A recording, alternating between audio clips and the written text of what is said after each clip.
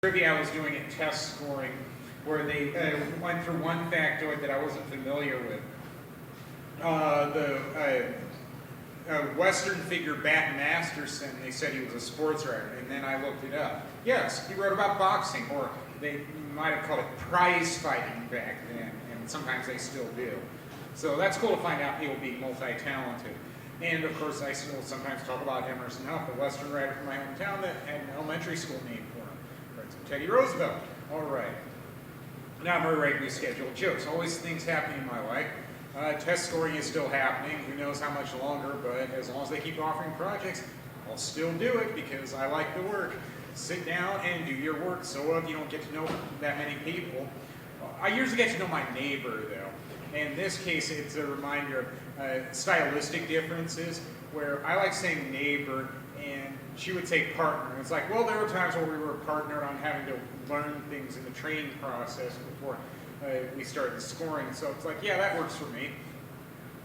Just like one friend from work that's still a Facebook friend, where I like saying benchmark and she likes saying milestone, but didn't get away in the way of us being friends. But that's still a tough thing. I really didn't get to know anybody from test scoring this season or the last. I don't know, try making a tougher effort with that, saying, friend me on Facebook. I mean, I hadn't thought about that one yet, but I might try to do that during breaks if I can find them again. So there we go.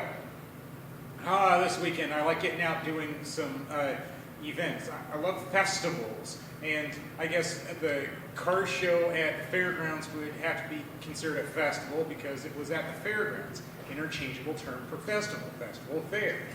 A lot of classic cars there, rare ones that would be hard to see anywhere else. Dad took me to car shows when I was young, but not that one because I grew up in Iowa.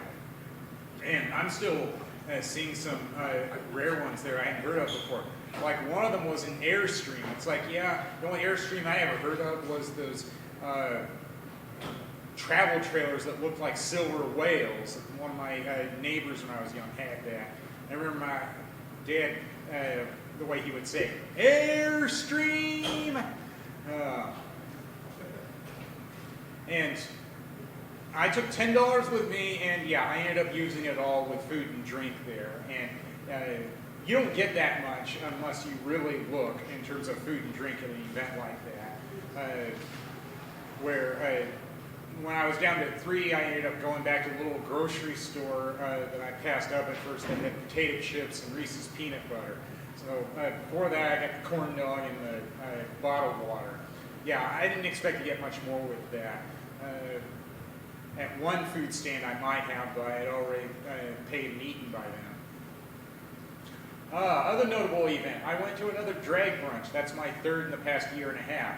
And of course, I had to clarify in my mind what that is. It's like, all right, I love baseball, nothing to do with the drag, but it's like, okay, it's a brunch, and the performers aren't drag. Good, now you're caught up, no problem. I know what to expect. And as long as they have music I want to hear, I go. I first went because it was Pink and Kelly Clarkson, and then Rihanna. This time it was Lady Gaga and Madonna. People know me, I'm a Lady Gaga fan, and I'm old enough to remember Madonna too.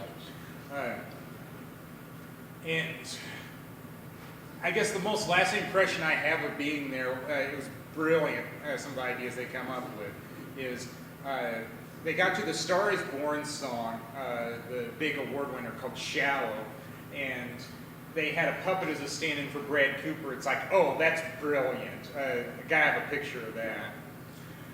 They want you to tip the performers, but I didn't have a lot with me, so I had to be really selective on who got my tips. And they even had somebody with a tip bucket because, well, sometimes they're too busy picking them up and they need somebody helping them with that. But yeah, really nice outfits. Food is kind of expensive there, but if I've only been there 3 times a year and a half, I guess I can justify it as long as I don't go any more often than that.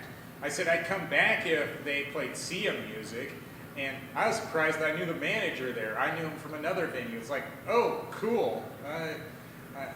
I don't know why I'm still surprised about knowing people. I've been performing for a while, and if I'm performing 6 nights a week, yeah, you will get to know some people, but I mean, it's still the odds, quantum physics, whatever, on am I going to know somebody at that particular time and place I'm going somewhere, and you can't always count on that. So there was that. Last week I wasn't here because I went to the Twins baseball game. They were playing Boston. I like seeing that every year because that's the way I keep the memory alive of my favorite movie, Good Will Hunting, which had a Boston setting. It changed my life. I left out for suburban Chicago because I saw that movie. You're sitting on a winning lottery ticket. It's like, yeah, I better move on before I get that same speech, the one that Will had at the construction site. So, yeah, there I am. First I had to go to Illinois and then Minnesota for that. Karaoke, I still do that a lot, of course, as well, about as much as the open mics. And I went to one this weekend, and I was miffed because I got passed over 3 times by a bartender. And then I went to another bar, and they said, uh-oh. And it's like, yeah, you don't seem to realize how important it is to somebody, getting passed over that often.